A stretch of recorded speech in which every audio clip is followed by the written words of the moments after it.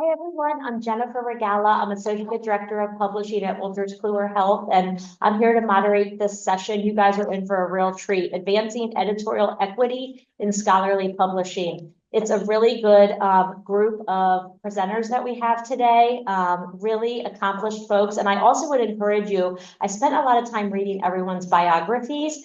If you go to the end of the program, everyone's full biography is there, and wow, we have some accomplished people speaking today. A really special day is ahead of us. Also want to thank John, Taylor, Pooja, and the whole GW crew for having us here for this event that's free, and the one I look forward to most every year. I don't know how you guys pull off such a great event every year, and it just gets better and better. So thanks for having me today as well. First up, we have Casey Pickering, Director of Product Marketing at CCC.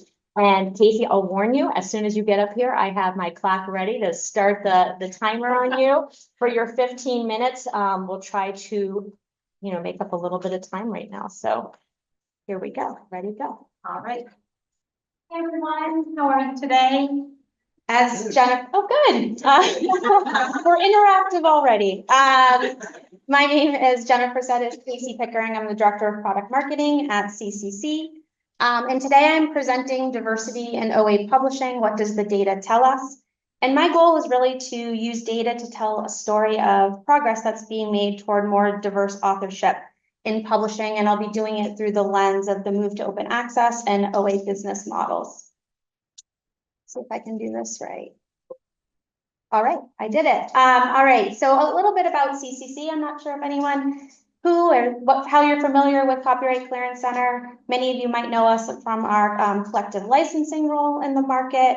But in addition to licensing, we've been a leading provider of OA workflow management solutions for the last 10 years. And I mentioned that because the data that I'm going to be showing you today comes from our platform, RightsLink for Scientific Communications. RightsLink is a workflow solution that helps publishers operationalize their OA agreements and automate OA author workflows. So I wanted to start off with this quote today, because I think it just represents the future state that many stakeholders are trying to get to. So by promoting diverse representation, addressing equity barriers, and fostering inclusive practices, DEI principles can be integrated into OA initiatives to promote a scholarly ecosystem that is accessible to, inclusive of, and representative of all. I think it's that latter half of the statement that the transition to open access is focused on, right? Accessibility, inclusivity, and representation.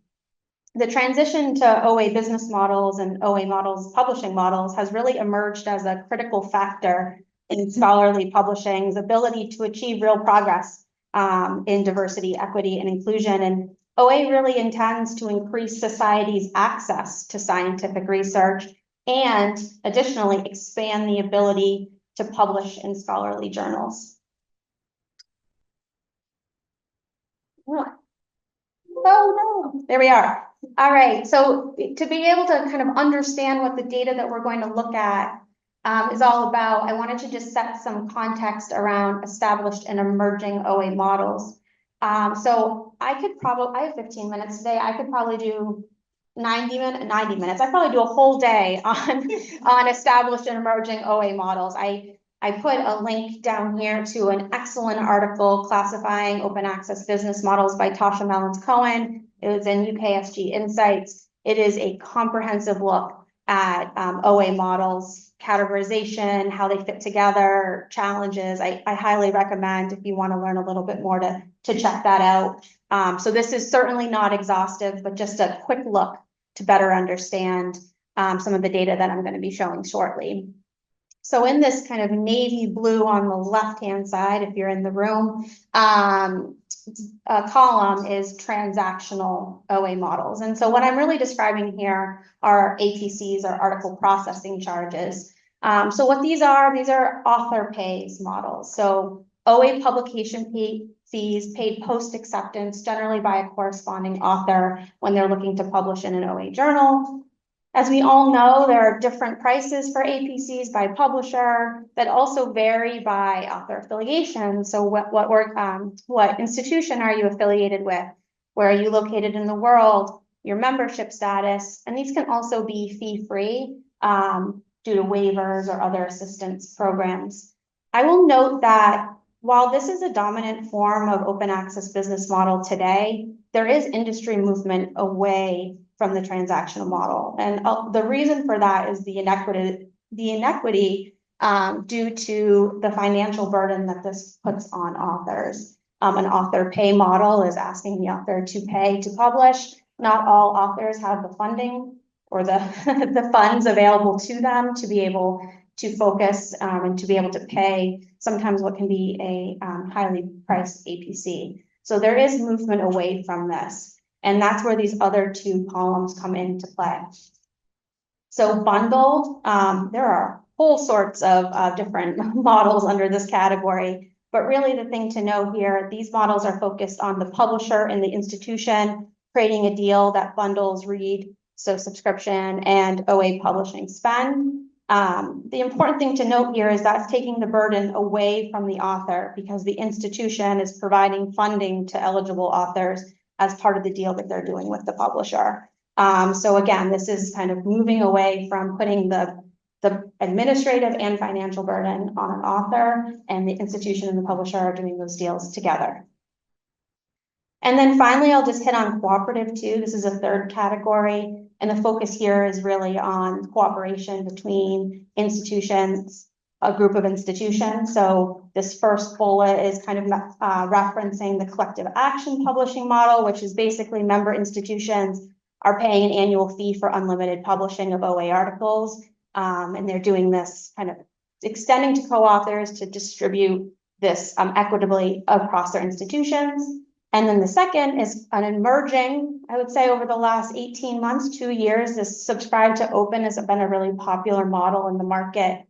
Basically with subscribe to open, when subscribing institutions meet a subscription threshold, a certain number of people are subscribing, that journal flips to open for that subscription year with guaranteed OA publication for affiliated authors. So that's a lot. And that's not even a lot if you go into that article. That's just the tip of the iceberg, but I think it's important to mention as we dive into the data now. Oh, go the wrong way every time. So I just want to highlight this very, very quickly because the data that I'm going to show is coming from our RightsLink for Scientific Communications platform. RightsLink is used by over 30 publishers and their societies. We enable, so we operationalize OA agreements between the publisher and the institution. We currently have deals set up with over 2,000 institutions and funders. We also support APC processing, supporting 500,000 authors from 180 countries. So I wanted to just show some of the global agreement expansion that we have seen. So just to note that this isn't a heat map, so this isn't showing volume of deals. This is just truly showing the location of the institution or consortia participating in the deal. So as I mentioned before, these kind of deals, there's all sorts of them, but their idea is to be able to provide funding to eligible authors so that they are not paying an APC. So in 2019, we just started, so this is 5 years ago, we just started seeing agreements. There were agreements with less than 100 institutions in 12 countries. And you can say it's very much North America and Europe. But we're going to start to see that change. So in 2020 is that kind of rich orange color, start to see deals expanding beyond North America and Europe to the south and east. So again, anytime one of these deals happens, it means institutions in different countries are able to publish open access through eligible funding that they have with their institution and the deal that they've done with the publisher. And you can see that bright blue continued expansion here. In 2022, there was a rapid uptake of agreements. So you might not see a ton of change. There is change, but not a ton of change in the amount of, or the different countries that are represented, but the number of agreements within all of these countries that are represented really grew. So just through the RightsLink platform alone, which is 30 plus publishers, there's agreements with 1,500 institution consortia and funder in 60 countries. And that just continues to grow in 2023. It bumped up to over 2,000 agreements with over 2,000 institutions, consortium funders in 70 countries. So it's just really important to know just the way over just 5 years, we've started to see these agreements move through the world into different places than they were originally 5 years ago. It's incremental progress over time. And there's an interactive map on our website. If you want to take a look, you can actually look at when certain countries popped up and things like that. And then zooming out from looking just at agreements, because keep in mind, as we know, not all authors are funded under an OA agreement. This map really represents all authors processing OA articles through the system, through our system. So they qualify in 3 ways. So either they're funded, which I just talked about, so they're qualifying for funding under an OA agreement. They're paying APCs at a discounted cost, sometimes, right? And we'll talk about that in 1 minute. Or they're paying no fee. It's not covered by agreement, but there is no fee, and that's usually due to a waiver or some kind of assistance program. So you can kind of see here as the years unfold, those warmer colors, those yellows, and right in the middle, you're seeing better geographic representation. And this permeation throughout the globe really suggests there are more avenues for authors in low to middle income countries to publish open access, at least from some of the publishers that we support. And then finally, I wanted to mention the discounting, because I've mentioned that oftentimes for transactional models, there is a discount. We have seen, although it's pretty incremental and a little bit year over year, an upward trend in the number of APCs that either have discounting applied or a fee waived completely. So what I think this shows, and even though the numbers might not blow you away, it shows that there is continued focus on removing financial barriers to empower publishing and open access journals. So that's just kind of what that shows there. So just to wrap up today, with this chart and the other data I shared, I think it's fair to say there are positive trends over the last 5 years that highlight global funding to authors through agreements and discounting efforts if the author is paying. But I want to just say it's certainly progress, not perfection, right? There is so much work that needs to be done to really move the needle on these initiatives. But I think anytime you can look at data, a subset of data to inform decision, decide, are we on the right path? Are we moving quick enough? It's a really powerful thing to do. So I hope in my 15 minutes, I was able to do a bit of that. Thank you very much. You have 3 minutes left. Ooh. So we have some time for some questions, because I think sometimes it's easier to ask when they're fresh in their mind. Does anyone in the audience have questions? Let me run this back to you. I think there's one more. Nope.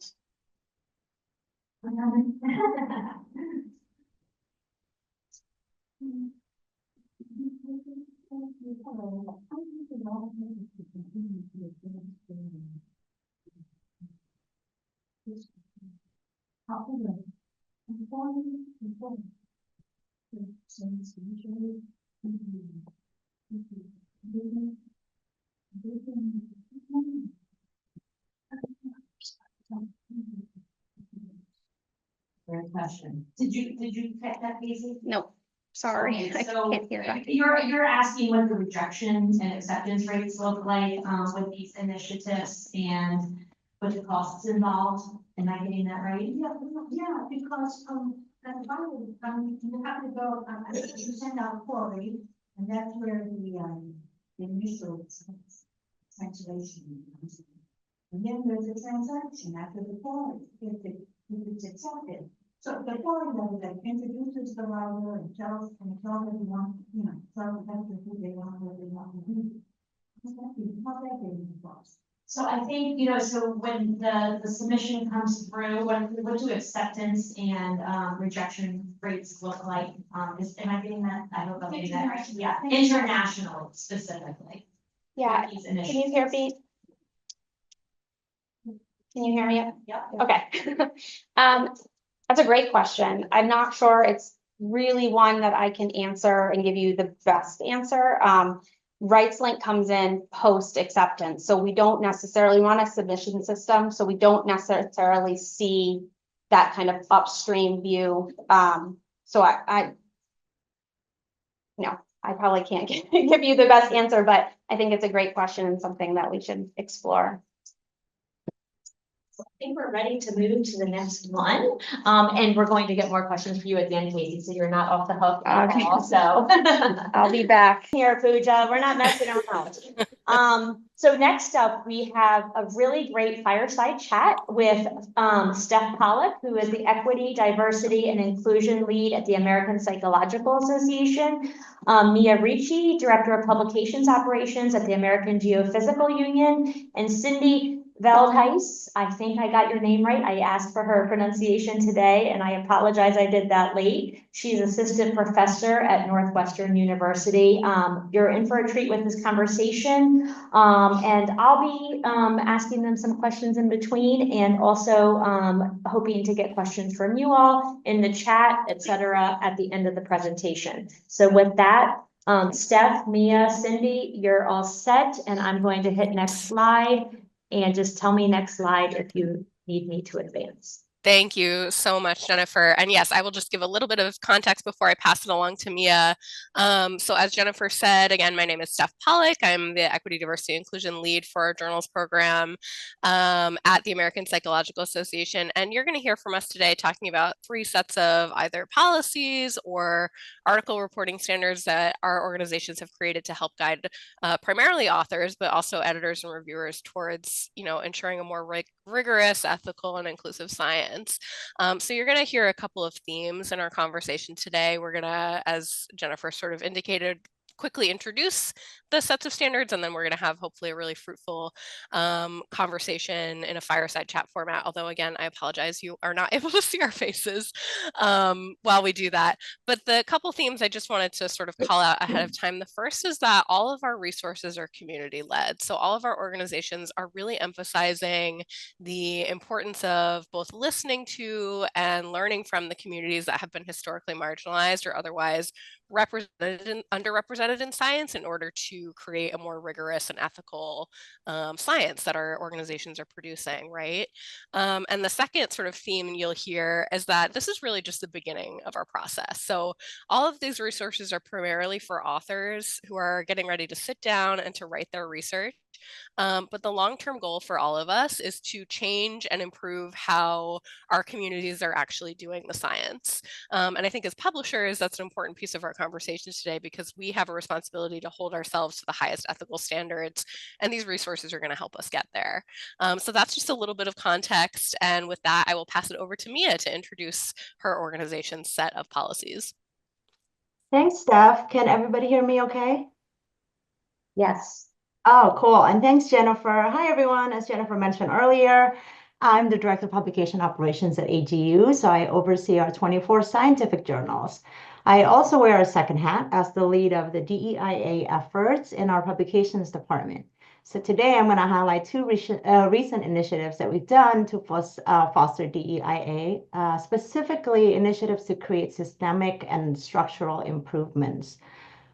This first one on the slide is a recent extension to our authorship policy. It's called the Inclusion in Global Research Policy. So this policy aims to improve equity and transparency in research collaborations and to address parachute science or helicopter research. Jennifer, can you click one time? There's a statement in here that should show up next. I'm on it. Hang on. Thank Did I you. go too far? No, that's perfect. That's Okay. perfect. So here's how the policy works. Our authors are now encouraged to include their local collaborators as co-authors when appropriate, or to recognize them in the acknowledgement. Second point is that the authors are also encouraged to include a separate statement addressing the ethical and scientific considerations that's applicable to the study. And then finally, they're encouraged to follow the Trust Code, which is a global code of conduct for international research collaborations. So now we've rolled this out in May, so it's been a few months, but that was following about a 2-year pilot in one of our journals called JGR Biogeosciences. But now it's been rolled out to all of our scientific journals, and when an author submits a manuscript to the journal, they now must answer a required question that points them to this policy. Did your research include fieldwork in a low-income country or a low-resource community? If yes, here's our policy. Have you included the information that's being recommended? Like I said, it took us about 2 years to develop this policy, and I'm happy to talk about why it took so long, about the process later during the chat. But on the slide here, I'm providing an example of an inclusion in global research statement that one of our authors have created. So you can see from the statement, if you're able to see it, read it on the screen, that in addition to stating the funding, the permits, and local agreements, the authors also acknowledged their local partner, local guides, and highlighted environmental justice in support of the local community. I will read this last part after they've acknowledged and named their local guides.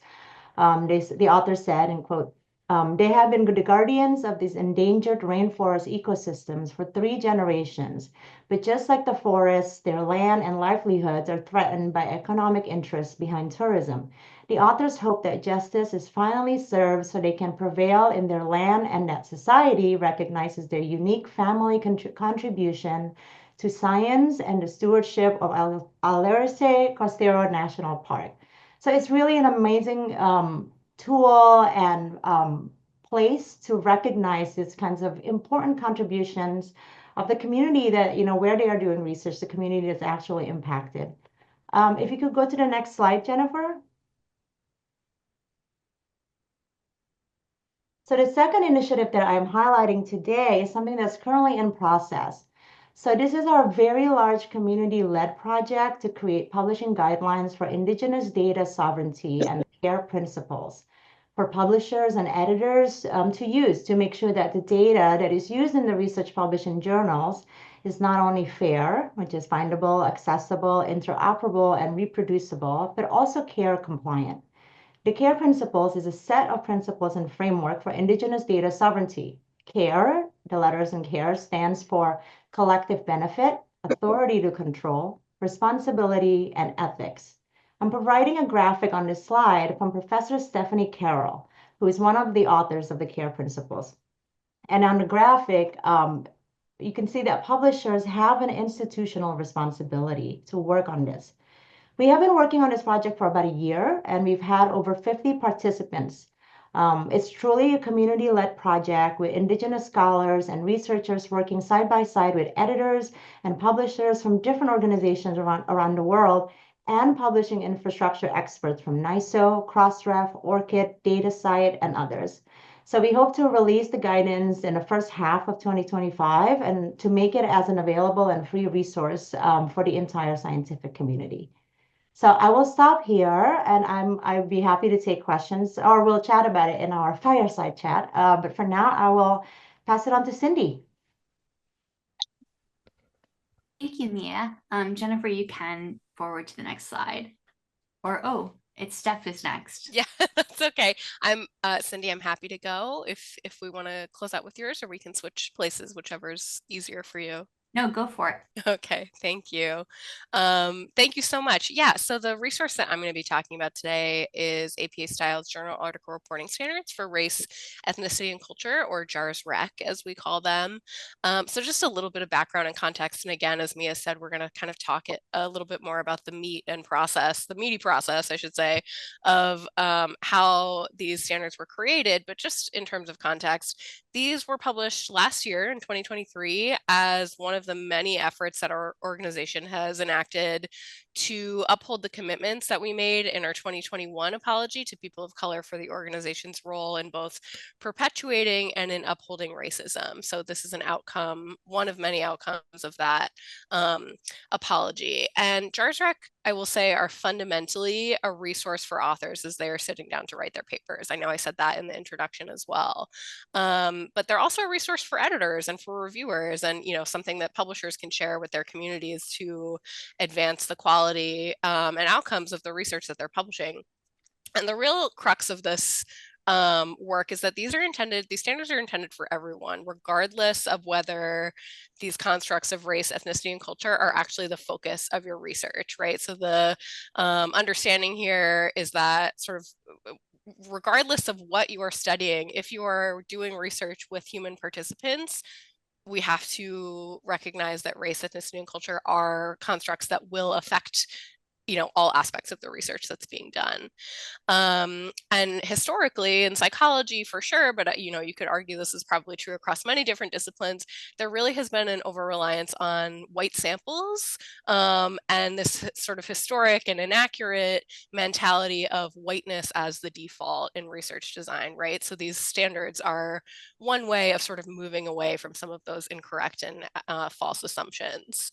So I'll just talk about a couple of recommendations from the JARS Rec, just by, as a way to sort of prime what some of the things we're asking our authors to talk about.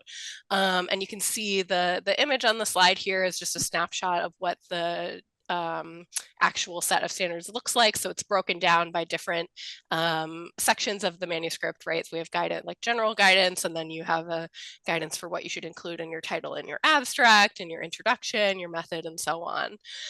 So some of the examples for things that JARS Rec asks authors to do are things like using precise terminology and purposefully describing both how and why you're using certain racial and ethnic terms, right? So for example, if you're interchanging the use of Black and African American, should you be doing that? If you are doing that, explain why you are doing so, right?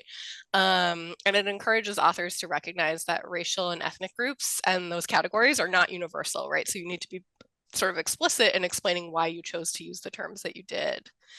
It also asks the authors to take a culturally competent approach to how they're framing their studies. So again, as I said before, we want our authors to avoid signaling this notion of whiteness as a default or as a norm, right? And to bring the cultural context to the understanding of why they are framing the studies the way they are.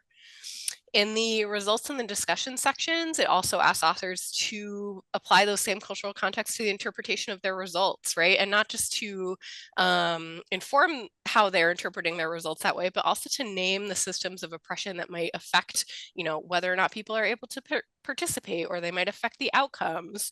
And it encourages authors to not only name those things, but also to use that information to challenge system justifying beliefs with their findings. So for example, if someone's studying disparate health outcomes between communities, right, they should be talking about how racism and colonialism fuel those disparities, right? That construct doesn't exist in a vacuum. There are systemic and cultural reasons as to why that is happening, and we should be naming them as part of that research.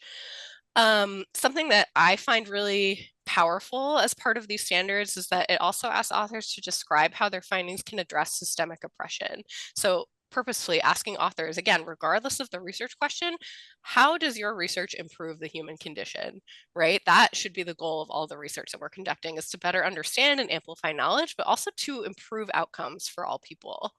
And sort of in that similar vein, something that I find really powerful in these standards is that they ask authors to directly address whether the findings could be used or misused to cause harm to vulnerable groups. Naming that up front, right, hopefully mitigate some of those risks.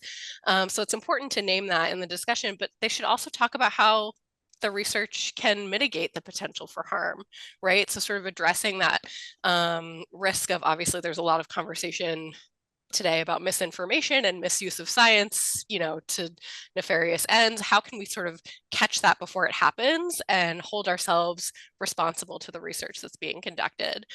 So those are just a couple of the many, many standards that you'll find in JARS Rec. It's an incredibly comprehensive document, but that's just sort of a teaser of some of the things we're talking about. And like I said, hopefully in our fireside chat, we'll get to a little bit more of the meat of that. So with that, I will pass it over to Cindy to talk about her set of resources. Thank you, Steph. It's interesting. There are a lot of parallels between the JARS Rec and between our guide as well. So a little bit of background about our guide. So it's a guide to help people learn how to do a better job of writing about sexual orientation and gender diversity research. The paper was first drafted in January 2021. It was just published this past spring, so it has been a long-term labor of love. And I originally came up with the idea because I wanted to I was tired of, as a reviewer, seeing the same issues over and over again in LGBT manuscripts.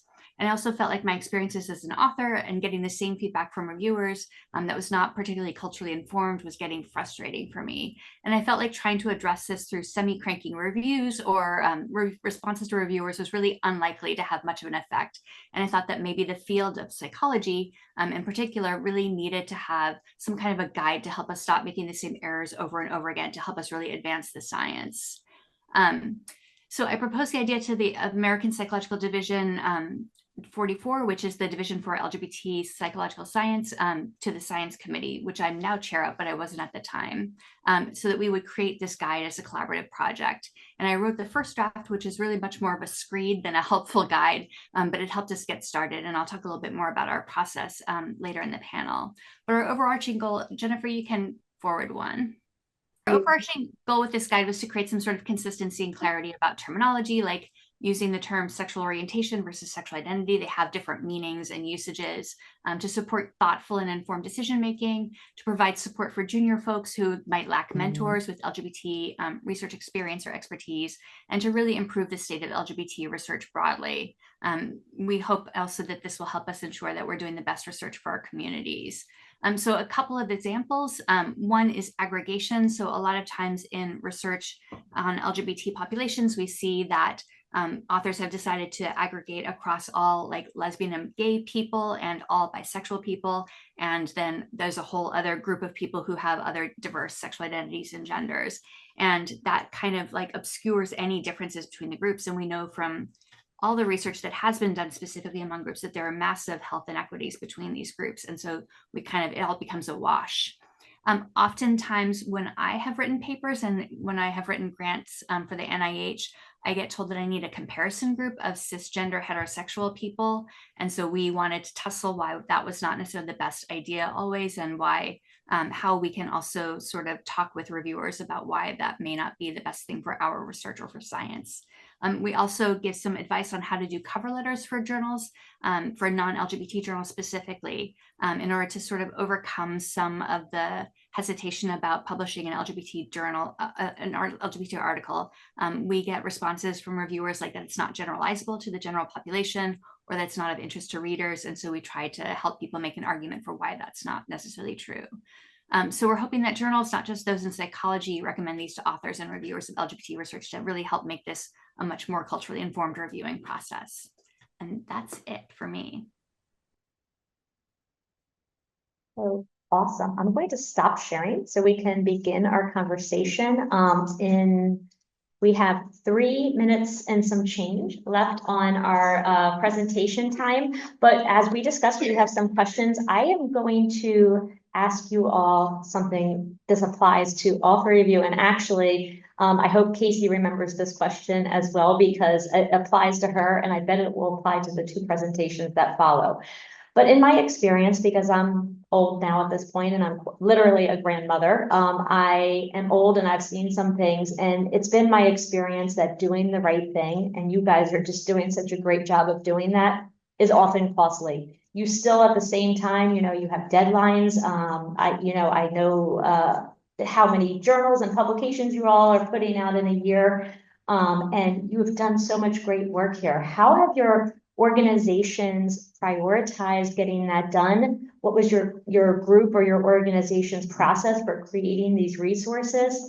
And how do you continue then to uphold all of this work that has been done, and financially and editorial office resource wise, keep this good work going?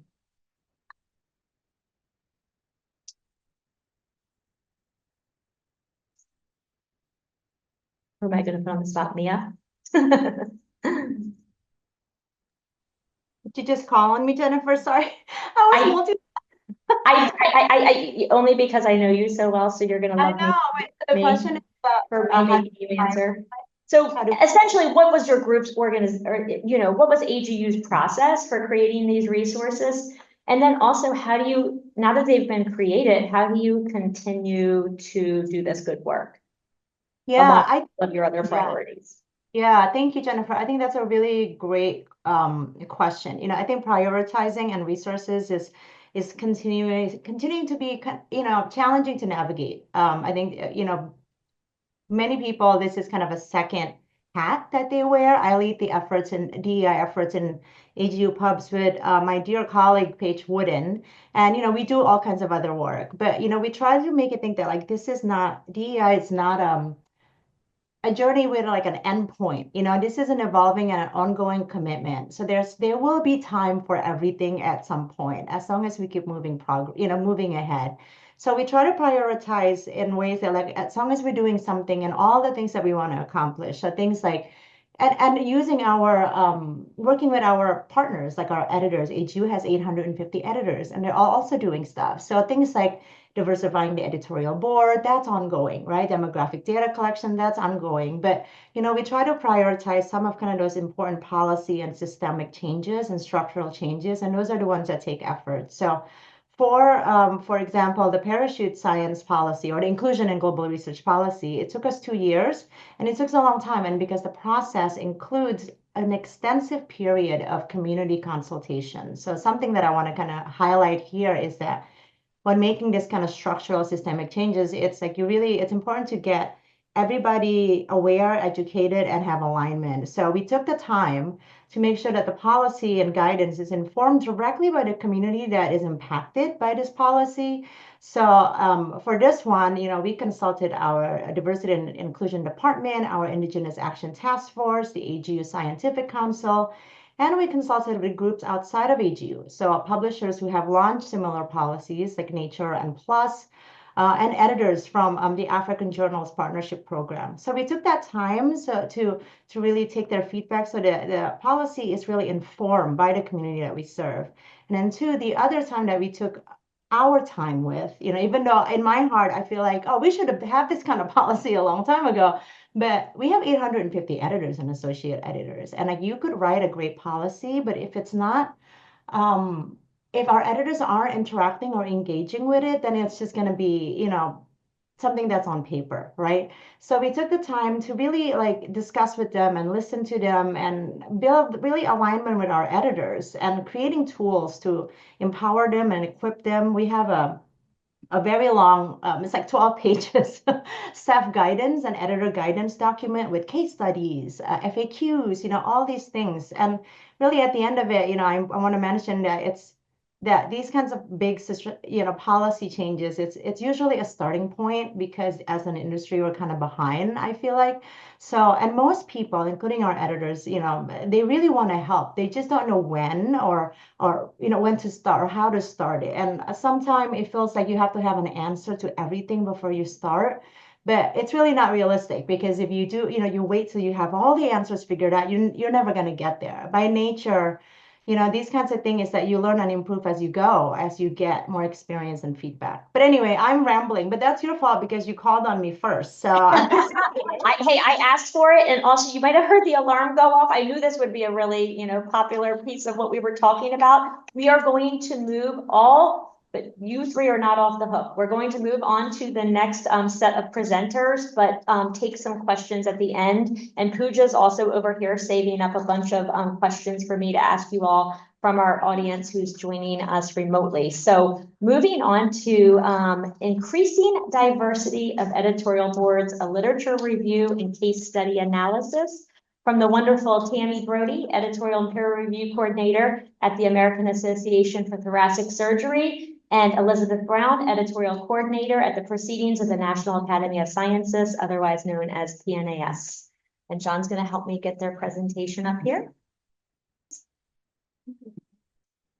And I work for the American Association for Thoracic Surgery. Our main journal is JTCBS. And moving into our topic here, increasing diversity in editorial boards, we'll get into how we'll break down the presentations. So we'll cover a background of the research that we did, and then our methodology, which is twofold, share some results and then have some conclusions and recommendations for editorial boards. And just as a conflict of interest, as previously stated, I work for JTCBS, Ellie works for PNAS. This presentation was also shared as a poster at the SSP annual meeting. So moving right into the background. So why study editorial board diversity in the first place? Oh, is this next? Yeah. Significantly better. Okay, great. All right, so diversity is crucial to ensuring that one view isn't dominant or proportionately promoted over another view that might be of equal merit. Editorial board members are in a way gatekeepers and can influence this process, as they can have power to choose certain articles that are chosen for peer review and then ultimately publication. They have sway in who's chosen for reviewers for certain articles. And ultimately, in general, some editorial boards have the power to select and vote on who is part of the editorial board in general. So it's important to think about how an editorial board should contain experts with a wide range of specialties, background knowledge, and experiences, so that a journal will have a better opportunity to publish information that is current and impactful at large for an audience, rather than just maybe leaning towards one group of people. And then when thinking about what a journal is going to publish for their content, you of course have to think about your audience and their needs. So having a diverse pool of authors, reviewers, and editors can help a journal publish content that is best representative of that audience and helps meet their need along the way. Diversity on an editorial board can also increase diversity downstream in the peer review process. Editorial board members play a role in how reviewers are selected and who is selected to be a reviewer. And they can also have influence on how those reviewers are trained through the peer review process. And they are ultimately the ones who will recruit new members for that editorial board. So in this way, having a diverse pool of members can help promote diversity through the journal, as the editorial board members has influence throughout the entire editorial process. And then also diversity on the editorial board can have influence in how innovation and creativity happens on the board. So having members from different backgrounds and schools of thoughts can give diversity of thought and solutions. So it's no surprise that scholarly publishing faces many different areas of issues and it's ongoing, such as AI or open access. And having people from different backgrounds and different schools of thought can help bring maybe new solutions to these ongoing issues, or bring in different solutions as the issues changes with time. And of course, when thinking about diversity in an editorial board, it's not going to be simple. It's not going to be a one straight solution. As previously mentioned, it's not necessarily a goal that you're trying to achieve, but it's a journey and it's an adjustment. And it's important to understand and be sensitive to the complexities around it. So in our research, we found that some editorial boards really came to the role of diversifying their board in light of political events. And then in other places, we found that depending on where your journal might be located, there might be different types of responses you get from the people to collect DEIA information. So while it's a good journey to be on, it is important to understand where you're situated and what type of factors you should be considering when thinking about diversity on the editorial board. So moving into our methodology. We decided to do twofold methodology. So one, we decided to do a literature review, and we wanted to do this so we could see where is scholarly publishing at large in regards to diversity, and see like how is it being studied throughout the industry. And then we also wanted to do a case study analysis, which gave us an opportunity to look at more practical terms and a more specific example of how journals are doing DEI initiatives. So for our literature review, we examined scholarly research on editorial board diversity, and we ended up doing 39 articles that range from 2008 to 2024. And we categorized these articles into different categories based on the aspects of the diversity the authors examined, such as gender and geographic location, the discipline of the subject of the journal that the authors studied, and then the method of the author's research, or how they collected their information. So doing this research allowed us to discern common factors, which the authors chose to focus on. And we were able to assess whether research was being done for a wide variety of discipline-specific or general scientific journals, so the type of journals that were doing this research. And then determine the method that was most popular to use to collect data.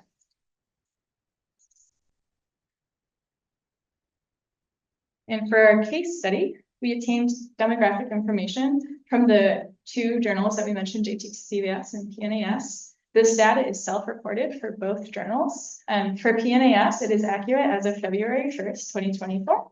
And for JTCVS, it's accurate as September 27th, 2023. So for PNAS, our sample size was the full board, 299 members out of 299. And for JTCVS, it wasn't quite the full board. It was 207 members who responded to our survey out of 268 board members. We collected additional information from JTCVS Masthead, which is publicly available on their website, to help give data to compare both these journals. Now hand it over to Ellie. All right. Can you do that? Yeah, sure. All right, now we'll present our results, first from the literature review and then from the case study analysis. So for the literature review, as a reminder, we broke it up into 3 sections: the methodology that the authors used to gather their data, the factors of diversity that they analyzed, and the disciplines of the journals that they selected. So as you can see, for methodology, the majority of authors pulled their data from journal websites or the bylines of published articles. Several of these studies included the use of a specialized software to estimate an editor's gender based on their name. This was pulled from the journal masthead for the article byline. Allow me to go on a short tangent about the dangers of AI developed in the published review. I promise it's relevant.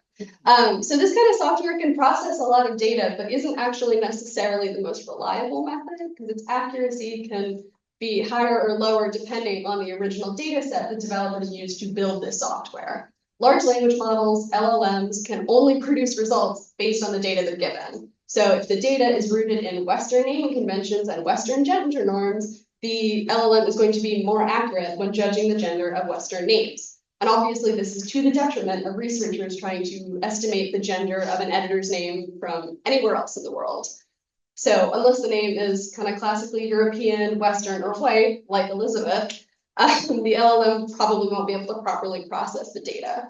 We need a more nuanced and deliberate approach here. So using an LLM is fine as a starting point, but I would caution against hinging your entire analysis of an editorial board's diversity on those results. Another method, surveying editors, is more labor intensive. It will give you more accurate data, but it's more labor intensive and has some other complications. Specifically, low response rates, which luckily with PNAS and JTCVS, we got pretty high ones, but one of the studies that we reviewed sent out 793 surveys and received 66 responses. So this data is more accurate by virtue of being self-disclosed, but the small sample sizes mean that any conclusions the authors would draw from that data can't be extrapolated to the rest of the editorial board. And we'll discuss some other potential difficulties of collecting demographic data later in the presentation. Finally, in case anyone's curious, that one set of authors that did a field study tested whether a racially homogeneous editorial board might negatively affect scholars, especially those who research race, perceptions of whether their journal, whether their research is valued and its likelihood of being published in a mainstream journal. And all of these studies are included in our bibliography. So with factors, we see a wider variety than with methodology. However, there's still a pretty high focus on gender, specifically binary gender. Specifically, this is most often framed as how many women are on the editorial board. So importantly, gender and to a lesser extent, race and geographic region can be investigated relatively easily from a journal masthead or the byline of a published article, either by kind of the researchers taking a look themselves and trying to estimate, or by using the specialized software that I discussed earlier. So as we saw in the previous slide, if about 70% of studies pull their data from what are essentially online name repositories, it makes sense that the higher proportion of them focus on gender.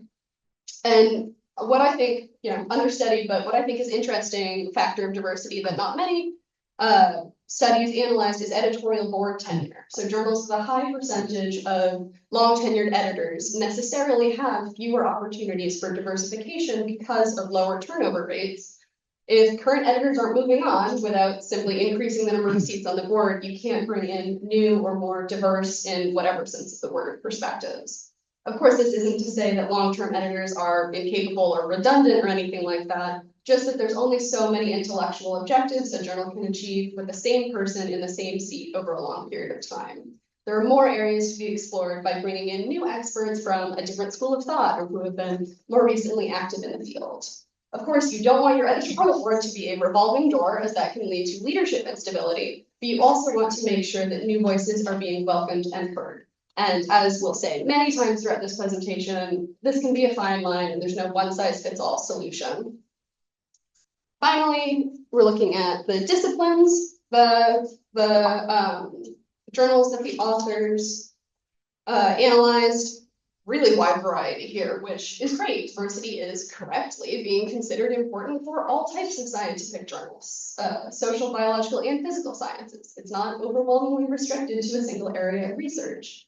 So all in all, clearly based on the study of the reviewed literature, editorial board diversity is an issue that affects journals of all backgrounds.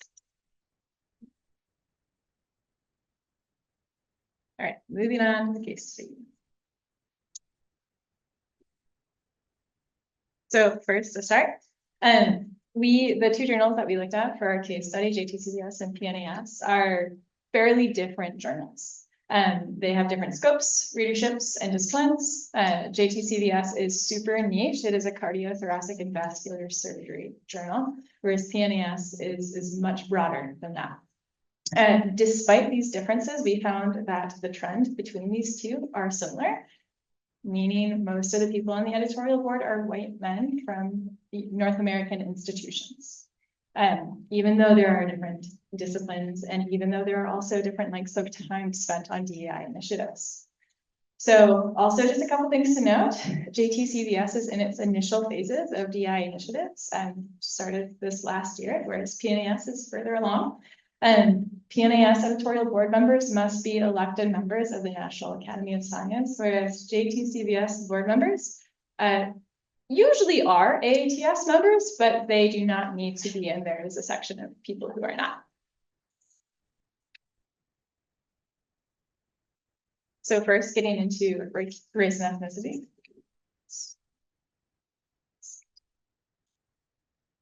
So looking at the results of race and ethnicity, you can see, again, most of the board members for both journals are white, but JTCVS does experience a slightly heightened representation of Asian population at 27% relative to PNAS at 11%. This is consistent with our finding that there is a stronger Asian representation in cardiothoracic surgeons across the field. So in our research, we found that while the general population of cardiothoracic surgeons are white, the second most represented race is Asian, around about 24%, so comparable. And that is comparable data point to the data that we have in our case study. And also, the second highest authorship of JTCVS articles come from Asian institutions. The first is from North American institutions.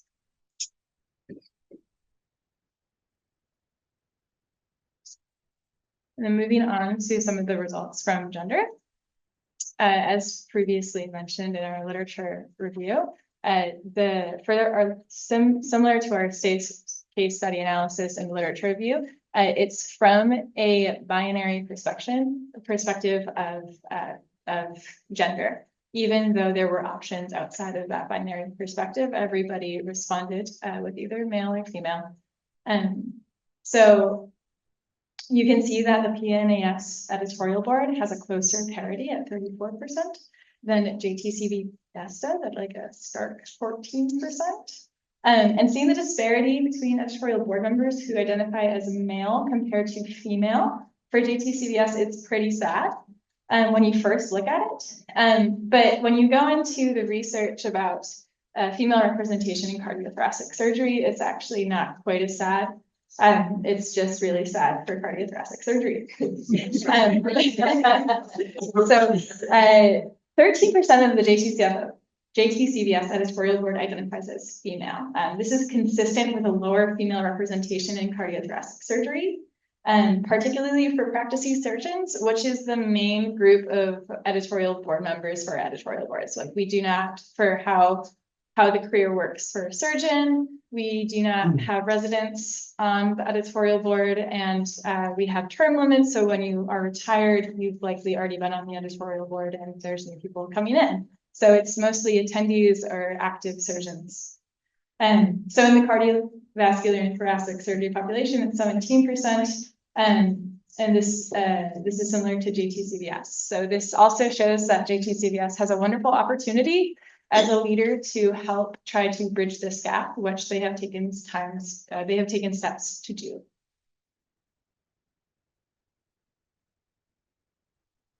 Lastly, moving into the geographics.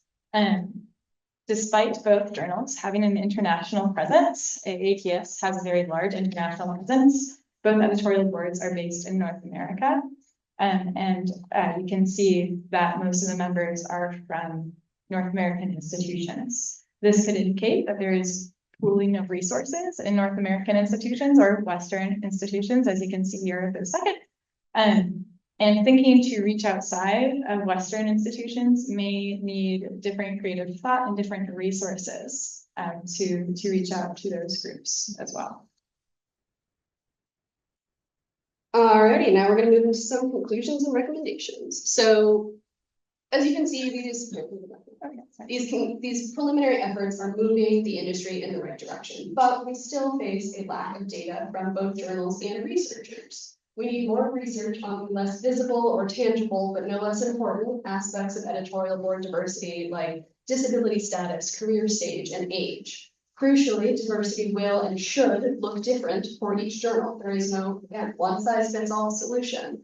However, we can recognize that the needs of each journal are unique while still providing similar solutions to consider. So we've provided here, to get us off on the right path, a series of generalized recommendations in 3 areas: gathering data, board member recruitment, and board member retention. Before I get started on that, I wanted to reiterate what an earlier panelist said: diversification is a continuing journey.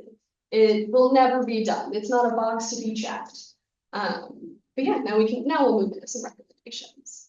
So gathering data. First things first, you want to gather self-reported data from your editorial board to judge the current diversity of your editorial board. Can't solve a problem without knowing the extent of the problem, right? Keep in mind that editors may have different levels of comfort with providing this information. So it's important to be clear why you're collecting the data and how the data is being used and stored. If you have editors in Europe, for example, you'll have to comply with GDPR guidelines, which are different from US data privacy guidelines. Additionally, it can be more or less socially acceptable to request or provide this data. In the US, most people are used to their employers asking for some level of demographic information, but in Germany, for example, authorities don't collect demographic information because of how that data was weaponized in the 1930s and 40s. So once you've created and tailored a data collection system for your journal, it is of course important to continue collecting data to measure change in diversity over time in response to your intentional diversification efforts. All right, and then board member recruitment. So each journal obviously recruits board members differently. For example, journals that are affiliated with a scientific association will most likely pull their board members from that scientific association. So to start, you want to audit your current selection process to ensure that each step encourages the appointment of a diverse cohort of editors. You can create and promote open calls for editors instead of relying exclusively or even primarily on the networks of your current editors. You can establish DEI-specific editor positions to ensure that diversity, equity, and inclusion are considered in journal decision-making and recruitment. Reserve positions for editors with certain lived experiences that differ from those of your current editorial board, whether those experiences are personal or professional. This last one might be a little controversial from a business perspective, but monetary compensation to recognize the time and expertise that your editors are devoting to the journal. This can take the form of cash incentives, publication credits. I'll go really fast. Can I keep it? Yeah. Okay. All right, I'm gonna go super speedy. You want board member retention. You want board members to join, but also stick around long enough to impact key outcomes in the publishing process. Recognize that editors from historically underrepresented groups may have more demands on their time, while also handling the same workload as editors without their requests. To compensate for this, journal staff can track workloads and offer flexible manuscript quotas so that all editors can participate to the extent that they are able to do so. Setting term limits might seem a bit paradoxical, but this not only provides you with regular opportunities to update the board, but also to ensure that current board members remain engaged and committed. formal and informal mentorship programs, create pipelines for underrepresented early career professionals to engage with the peer review process and become editors. Seeking open and honest feedback from potential new and current board members about how the journal can grow in the long term and support its board. Finally, people are more likely to spend a longer period of time with an organization if they feel that their contributions are being recognized and appreciated. So above all, acknowledge the time and effort your board members are dedicating to the journal. And the last point I want to make is just that in this entire process, be as transparent as possible about your DEI efforts and initiatives, and make your progress available and accessible to anyone interested. Any questions?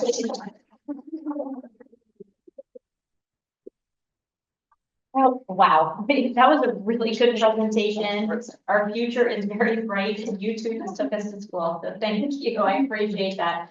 I think we'll hold questions until the end for you guys so that we can let Natalie go, but I have about 400 questions for you two alone, so thank you, that was so amazing.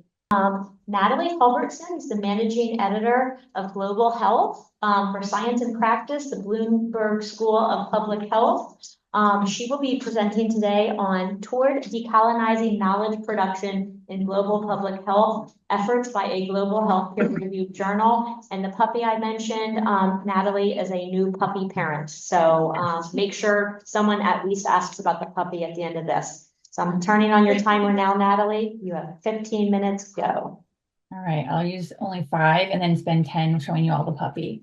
Hi, everybody. It's great to be here, even if it's virtual. I was hoping to be there in person, but as they mentioned, I do have a new puppy and did not want to leave him alone all day long. Jennifer's already introduced me, but I want to say that I'm really pleased to present on behalf of my colleagues, Sonia Abraham and Peter Weiswa, who unfortunately couldn't join today. So I am taking one for the team. And basically wanted to say that today I'm going to talk about our efforts that we're making towards advancing equity by decolonizing knowledge production. It's a big, big mouthful. In this context, by decolonizing, I mean shifting the power from authors from high-income countries to authors from low and middle-income countries, or LMICs. And I'm going to be using that jargon, that acronym a lot. So I wanted to tell you first a little bit about the journal. And so if you could advance next, please. So Global Health Science and Practice is a diamond open access global health journal, thanks to funding from the U.S. Agency for International Development. We charge no fees. It is published by the Johns Hopkins Bloomberg School of Public Health, and it's a peer-reviewed online journal published 6 times a year with a couple of supplements. Our focus is not basic research, but rather evidence from public health programs that are implemented in low and middle income countries. We cover topics like HIV, malaria, maternal and child health, family planning and reproductive health, and many, many, many more topics. So that gives you a little bit of a context for the type of journal we are and the type of audience that we serve, in the sense that we are really trying to provide knowledge to those who are implementing programs in these countries. And those are international people, they're local people, they're everybody. Next slide, please. So I just also wanted to say that we are a small, independently published journal. We are not part of a large publishing company. We have 2 full-time staff, 1 part-time editor-in-chief, and 9 volunteer associate editors. We do not have 850 associate editors, although I don't know if that's a good thing or a bad thing, to be honest. That sounds like a lot. Here are just some of our stats. I just wanted to give you an idea of kind of like our size and our reach. You can read these, but just to say in like more of an annual basis, we are getting about 700 to 800 manuscripts a year. We publish around 120 to 130 a year. We have about 100,000 article access per month. We get a lot of citations. Our impact factor is 2.5 right now. It actually went down from 4.0, which I imagine a lot of you also experienced that due to the kind of reformula of the impact factor. So that gives you a little sense of our range. Next slide. So this presentation came about because we actually published an article last year. In early 2023, the Knowledge Management for Development Journal, KM for Dev, issued a call for papers focused on decolonization of knowledge. And at the journal, we had recently implemented some policy changes, so we decided to look into whether they had been effective. The special issue is called Uncomfortable Truths in International Development. And you can find this article. I will say that this is not an index journal. They are actually completely volunteer run, which I think is very impressive now that I know that. Next slide, please. So in terms of our efforts to advance equity in publishing, we are contributing. Basically, one of our main things is by charging no fees to authors, which encourages them to freely submit, and there are of course no fees to our readers. So all the knowledge that's generated, which comes from a lot of donor-funded programs and research, are accessible to everybody. We also offer translation using the Google Translate widget, which I don't know how many other journals do that, but I do think if you don't, it's a great thing. It's obviously not perfect, but it definitely does help reach a lot of languages that we wouldn't otherwise be able to reach. We used to publish our abstracts and our titles in French and Spanish and Portuguese, but we switched over to the Google Translate.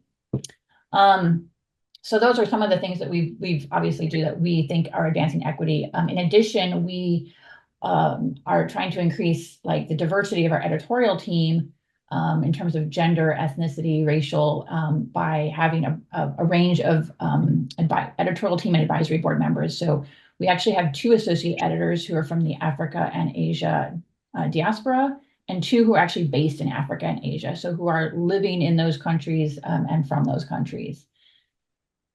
Next slide.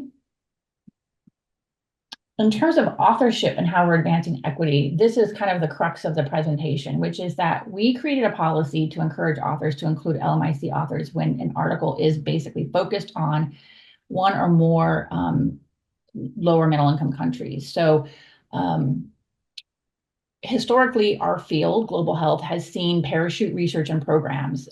In the past, it has been done with very little meaningful engagement with the local colleagues. That is no longer the norm. There is absolutely a trend and movement towards much more inclusive, collaborative work being done in the countries. However, often these colleagues are not included as authors on papers that come out of that work. They are either overlooked or they don't have the time to contribute to the publication. And so what we did is we created a policy to encourage authors to include those LMIC authors when that article, again, is on an LMIC. And they're required to state whether any of the authors are from the country where the work was done, and if not, why not? And if they don't have a good reason, we either will reject it or we will ask them to find a way to meaningfully engage some of those authors. And I won't go into all those details, but we try to figure out ways that they can do that retroactively, knowing that those people have done a lot of the work, a lot of the implementation of the program, or a lot of the research and data collection, and have a very meaningful contribution to that. We also implemented a reflexivity checklist to provide authors with structured guidance to document how they promote equity and inclusion in their research, how they consider the local needs and priorities of the countries in their research, and how they engage local stakeholders in planning, implementing, and sustainability of those programs long term. We also do try to have reviewers from those countries when possible. It's not always possible. I don't know how everybody else's experience has been, but for us, I'm inviting 15 to 20 reviewers to get 3. So sometimes I invite people from those countries and they can't do it and we don't always get them, but that's our goal. Next slide, please. This is just a screenshot of the reflexivity checklist that we asked them to complete. They are asked to list the authors and their affiliations, which they also do on the title page, but they are asked to describe to confirm that the contribution of those authors is accurate and that they've shared or are planning to share the work that comes out of their work with stakeholders in those countries. And they've acknowledged all local contributors if they're not authors in their acknowledgements. So we recognize too that this is actually kind of coming after the fact. A lot of people have already done all the work. They didn't know this was going to be required. They don't necessarily aren't able to answer the questions positively, but what we're hoping is that this will start to make them think about it when they are doing their next project or next research, and be planning that in advance. Next slide. So what we did in this article is we actually collected data and started looking at what percentage of our authors were from LMICs. And so we looked at three things. One is the percent of first authors from LMICs, that's in blue. The percent of all of our articles that have at least one LMIC author, that's in orange. And then the percent of all of our authors that are from LMICs. And we definitely, the green line shows where we actually started the policy of, while I say encouraging, I mean more like requiring, especially when the work is done in one or two countries. And so you can see that whereas prior to the green line, the number is a little bit like up and down, back and forth. After we implemented that policy, it was much more consistently upward trending and staying on the upward trend. And 2024 looks like it's lower, but we actually are not, it doesn't have complete data. And we had some smaller issues this year in the summertime. So it doesn't represent our October and our December issues yet. And I actually think that it's going to be much higher once we factor those in. And we also do supplements. And when we factor the authorship from those supplements in, it actually increases a lot as well. But I didn't want to include that for just simplicity's purposes. So just to quickly point out a few things. So the percentage of first authors from LMICs increased in 2020 from 12 to 36% in 2023. Those with an author from an LMIC, all articles with an author from LMIC went from 67% to 83% in 2020 to 2023. And the percentage of all authors went from 35% to 56%. So we definitely saw some encouraging increases based on what we think is a result of that policy. Next slide. Just a couple quick things in terms of challenges defining local voices. This is something that's unique to global health in that somebody who's, what our goal is that we are looking for authors who are from LMICs who are living and working in their home country, essentially. But we often get people who are authors who are from high income countries. They live and work in an LMIC, but they may indicate that their affiliation is in that low and middle income country rather than in the high income country. So we have authors who are from LMICs living and working in high income countries. They may be students in different universities, or they may be working for nonprofit organizations or international organizations. And then we have authors who have multiple affiliations and will often emphasize their LMIC affiliation over their high income country affiliation to kind of make themselves look better. And so we did have to kind of think about all of those things as we were characterizing our various authors, but primarily we use their primary affiliation. Next slide. Some questions that have come up as we've done this are, are we inadvertently incentivizing tokenism by doing this? Are we just basically saying to author teams, go out and find somebody and slap them on your paper and that's enough? It's not enough. We're not encouraging that. And we have meaningful ways that we work with them to make sure that there is a substantive contribution. But, it's just something that we are also keeping our mind on. As I just mentioned, how do we define local voice? Who are those people? And how do we capture that information? Because right now we're doing it all manually. We don't have a way to easily capture, this information using our questions. What about the issues with hierarchies within a country? So, there's privileged individuals in LMICs, those who work at universities, those who work for international NGOs in our case. And so are we really capturing the local voices that we want to hear versus those who may be more representative of the larger kind of high income country agenda?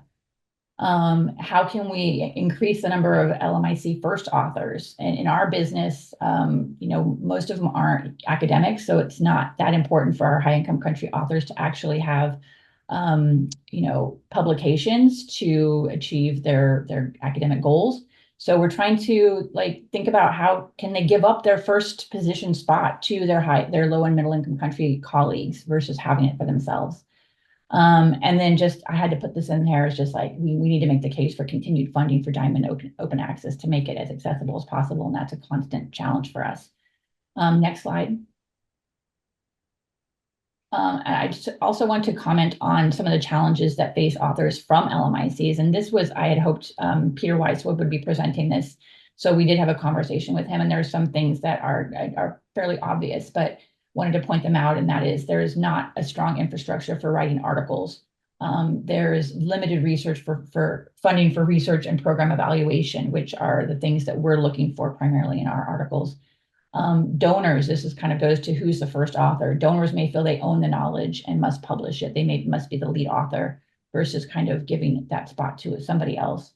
As in any country, young and early career professionals are always going to be at a disadvantage in terms of getting funding, in terms of having the time to write and publish. And of course, there's language barriers as we've already talked about earlier today. And so we try to be very, very flexible when we look at papers that we get. We don't care if there are grammatical errors. We don't care if their references aren't formatted properly. We know that a lot of the authors we work with just haven't got a lot of experience working, publishing in peer-reviewed literature. And so we try to be really flexible about that until we get closer to the end. Next slide. And that's my presentation. So I just included our information here. Please, if anybody has any questions about this, they can feel free to contact me. I know we don't have a whole lot of time left, but I think I did pretty well. And I wish I could show you my puppy, but no video. And listen, you got that in perfectly timed. You got it to the exact second. I've never seen that before. So I'm actually going to walk back to Tuja, so I can look on her computer and check out the questions from the audience. Okay, so this is for you, Casey. Is the upcoming EU 2025 Accessibility Act expected to impact OA agreements in Europe positively or negatively?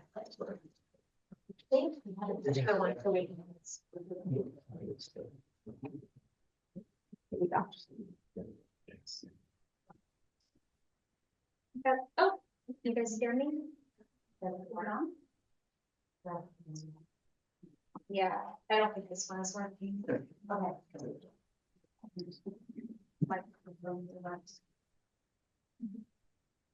Yes. Well, this is gonna be a really quick answer. That's a great question. I mean, I think that people could argue in different ways. I'm sure that, I mean, I don't work at a publisher, so I know a lot of publishers are looking at any kind of new mandates or recommendations that are coming in. It's impacting their business across the board, right? And open access is a big part of publisher business now. Some certain publishers more than others. So I don't think I can give you the best answer on that, but I will say that anytime something is coming, I think people are looking at it not just from traditional business models anymore, but from their own good models as well. Thank you so much. Quick question for Ellie and Tammy. Could efforts this is a good one, to diversify the membership of the organizations themselves help to diversify the editorial boards of these journals? And are you aware of any efforts like that around that? Yeah, I mean, absolutely. I'll start with PNAS really quickly. So all of our board members are required to be elected members of the National Academy of Sciences. So a challenge that we're working really hard to overcome is we have to, you know, to a certain extent, wait until the National Academy of Sciences really diversifies pretty intensely, and then so we have a wider pool of board members to draw from. But I mean, I can't speak for the National Academy of Sciences. They are doing great things to try to diversify their membership, and PNAS can be also take intentional steps to choose from what may be a relatively limited pool of board members or potential board members with more diverse lived experiences. So AHS has a similar experience to that, but also the opposite experience at the same time, since JTCBS editorial board members do not have to be AHS members. So in ways, JTCBS can be the first taste of the association, which it's a difficult association to get into. And so, in that way, it's actually our editorial work can help diversify our association. Our association has started partnering with Women in Thoracic Surgery this past year and helps to diversify our membership as well. It's also like following the trends of cardiothoracic surgeons, like big start for women and people of color in particular. So I would say, like, I think it just depends on how the society is set up and where those board members are recruited from as well.